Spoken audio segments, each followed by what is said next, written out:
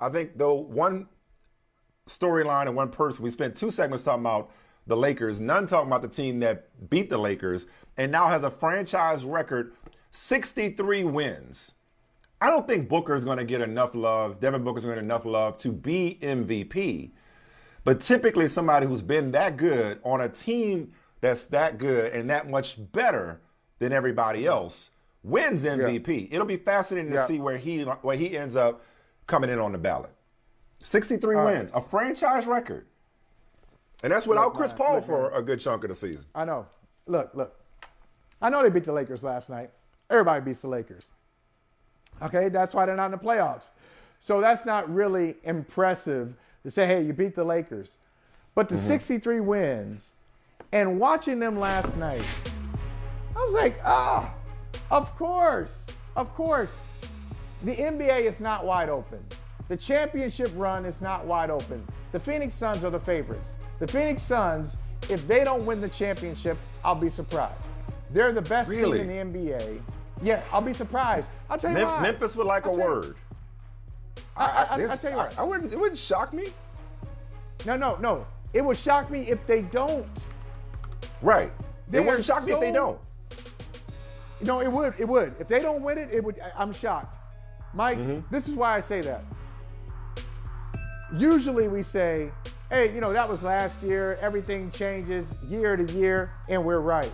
Everything does change. In the case of Phoenix, they got to the finals last year, won the first 2 games, lost 4 straight. Lost to the ascending Giannis, ascending during the NBA Finals, and just still rising. But you know who else is doing that? They are. In most cases, the guys who played in the finals last year are better. Like Devin Booker is better this year than he was last year. Cam Johnson They're better this year than he was last year. Team. They're a better team than they were last year. But if you look at DeAndre Ayton, better this year than they are last year. They pick up, JaVale McGee. They pick up these guys, Biyombo, guys who can really give them some depth. They are the best team in the NBA by a significant margin. So I just don't, but as you see know, in the West, that team doesn't always. In the NBA, man. yes, they do. Not the NFL. The best team in the regular season doesn't always win the title. In the NBA, the best team. But not only are they do they have the best record, they are the best team. They're the best. They're the best team in the NBA. Okay, they're the most usually the matchup. best team. Usually the best team does win the title. But we learn that over the course of the postseason. The team with the most wins and the most dominant / impressive team in the regular season does not always win the title. A lot of times they do. But I don't know that I would say that this is a historically great. We've got a couple. Well, we got a couple of exceptions recently. Of course, the 73-win Warriors didn't win it. Again, it's the regular season. Look what Memphis just did to Phoenix the other day. Memphis is 20-2 without Ja Morant. I'm not gonna sit up here and say that Memphis. Okay, I hear you. I hear you loud and clear. I appreciate your conviction. And this will be a great flashback. This will be a great flashback element when the Suns win the championship, or at least win the West. I think you said West. So yeah, I hear your conviction. They're going to win the whole thing. And I like your colors. They win in the whole thing. And you wore the colors to drive it home. Shut up. I'm saying Shut up. I would not be shocked if Memphis or Golden State, for that matter, a fully healthy Golden State team, is able to challenge for the Western Conference, if not beat Phoenix. I love Phoenix. They should be the favorites. They deserve to be the favorites. They have eclipsed the rest of the NBA. No argument there. I hear you. But where we part company is the word shocked. Like, you talking like they're Tiger Woods in his heyday, taking on the rest of the Masters field. Like, Tiger of the field. What it is. Sons of the field. You got sons? Brother. I can't go there with you. The Suns are 1997 Tiger, Augusta, Georgia, on the final Sunday saying, okay, where's everybody? Where's everybody? Oh, I'm here by myself? I got this thing? Okay, let me just enjoy the ride. As Vince said, and I'm not even going to use the energy. The injury excuse. I'm not even going to say, well, anything can happen. We'll see. No, I'm not even doing that. I'm strictly talking about at full strength. Everybody at full strength. Bro, they got some squads that can cause some matchup problems. It ain't close. It ain't close. At full strength, okay. Nobody ain't is close. Nobody is close. I'm telling you. Memphis just beat the brakes off of them. Memphis just beat the brakes off them when they didn't have their best player. Good for them. Good for them. Good for Memphis. Oh, that's real cute, huh? That's real cute, huh? Okay. Yeah, right. All right. Memphis ain't ready for this. Memphis ain't ready for it. All right, listen. I know you love Phoenix. I love them it's too. It's been there all season. It's been there so give Booker the MVP. Give the best player on the best team the MVP. Why not? Go ahead and do. I like that. Go ahead and do that. I like it. So I think some people will. Some people may default to that. Either Booker or Chris Paul? They may say forget. Well, he's been hurt. So Chris Paul I think he didn't play enough games for to overtake Booker. But I bet you that some people are gonna be like Embiid, Jokic, Giannis. How about the guy from the team with 63 wins and counting this year? They're so connected. They're so well coached. They got, everything you need. All right, Clark Kellogg. They got it. I'm telling you. Connected. But they are, man. I'm telling you. No, I know they are. That word was stuck in your head. I know it was. Yeah. Yo, I'm an idiot. I forgot about all the games Devin Booker missed this year as well. So Booker's got 67 games played. Yeah. Chris Paul 64 if you want to go the availability route when it comes to MVP. So it might wind I don't know. Like 70 out of 82. Yeah, but Booker missed some time too. I think, but he held it down when Chris Paul was there. That's why I got a little confused. Like, if you had to pick between the two, like, let's say you were going to give MVP to best player on the best team, you would go Booker over Chris Paul, even though Chris Paul is the culture changer and the guy that kind of like that was last turns water into wine, whatever.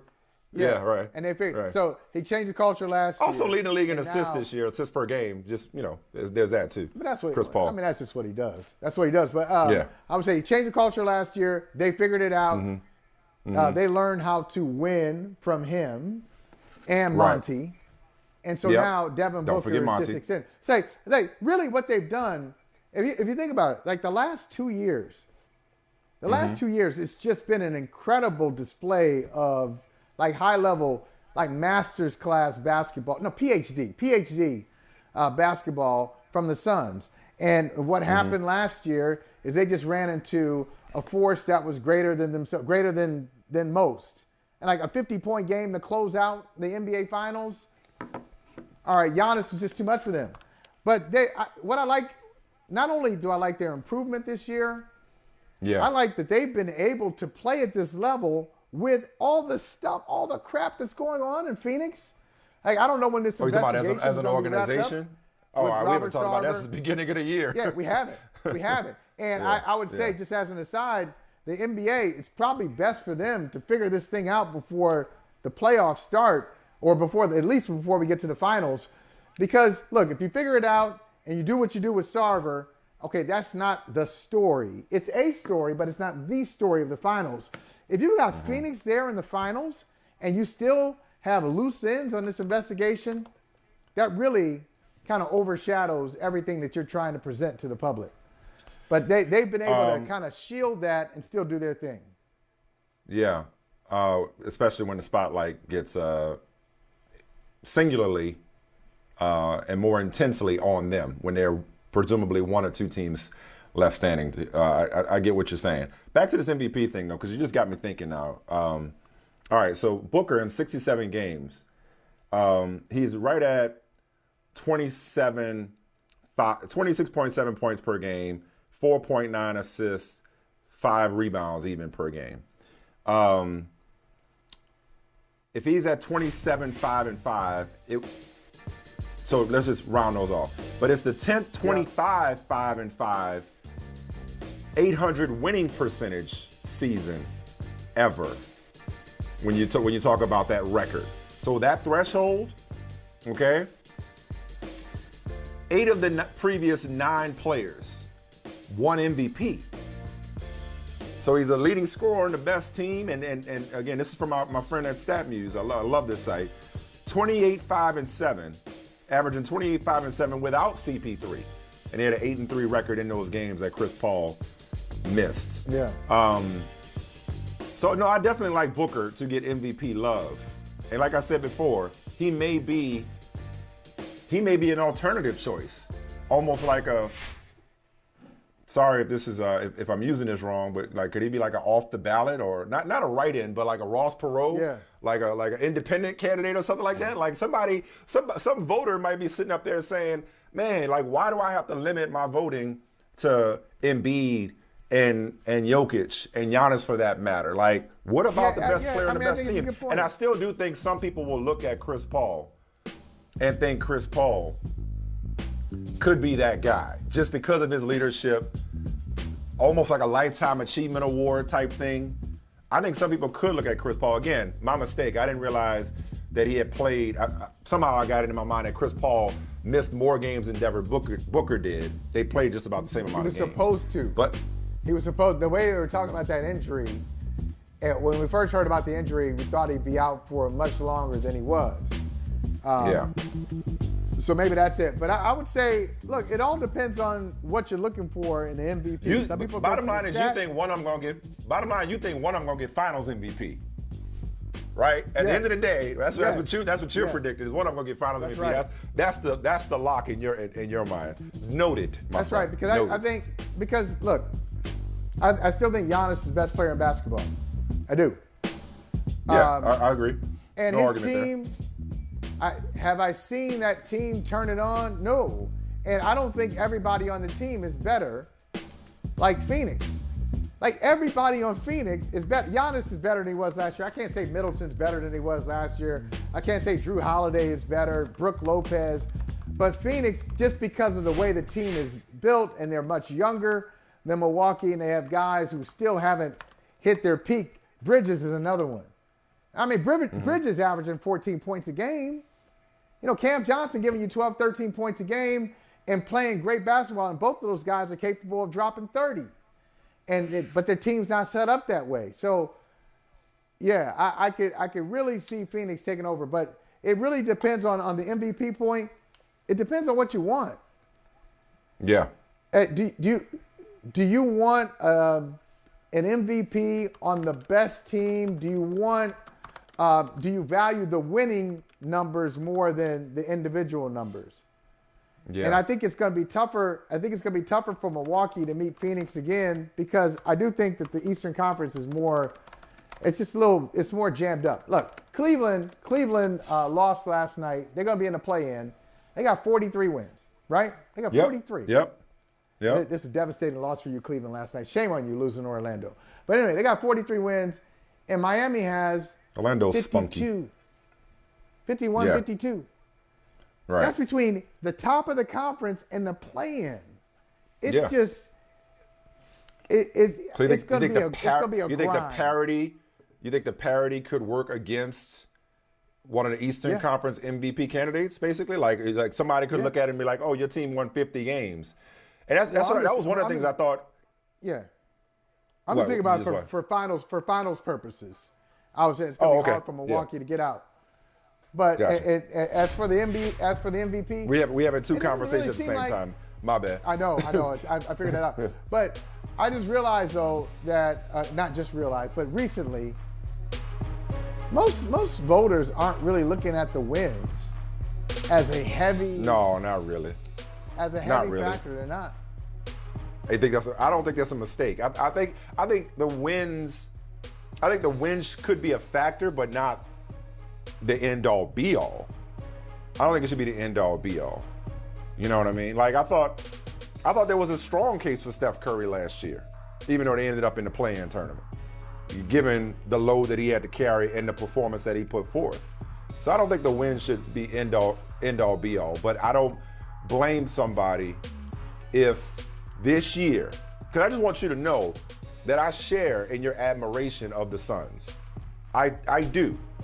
Just to land this plane as we head to break, I am not in any way suggesting that the Suns are every bit as impressive as we all see. We all see what the Suns have put forth. They're not a secret. They're not being slept on. Remember those days when the Suns were being slept on? That's not happening last anymore. Year. I just can't go with it's their championship to lose. Like as great as they've been, I'm too impressed with Memphis. I think Golden State is still dangerous when Steph comes back. and I'm watching the way Luka is playing, I'll just stop right there in the Western Conference. Let alone if they got to see Giannis again in the finals. Okay, so. But like those Western Conference teams, for a one-off, yeah, 7-game series, they don't have enough. Hey, thanks for watching Brother from Another on YouTube. Make sure you hit subscribe before you leave, and be sure to watch us 3 to 5 p.m. Eastern Time on Peacock. Appreciate you.